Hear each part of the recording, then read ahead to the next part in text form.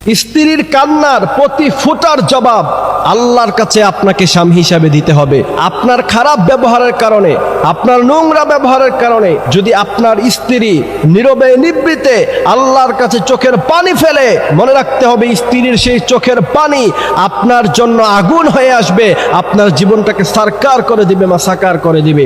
আর আপনার স্ত্রী যদি ভালোবেসে আপনার জন্য আল্লাহর কাছে দোয়া করে, আর সেই চোখের পানি আপনার জন্য আসবে রহমতের পানি হিসাবে, রহমত দিয়ে আল্লাহ পাক আপনার জীবনটাকে সুন্দর করে দিবে।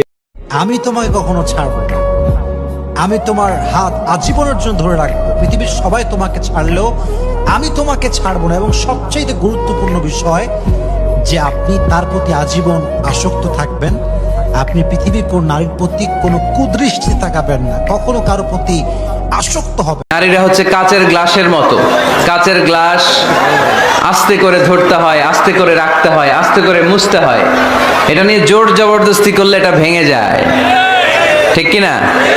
এজন্য নারীদের সাথে কোমল আচরণ করবেন, ভালোবাসার কথা বলবেন, আপনার স্ত্রীর কাছে আপনার ভালোবাসা প্রকাশ করবেন প্রাণ উজাড় করে। পারবেন?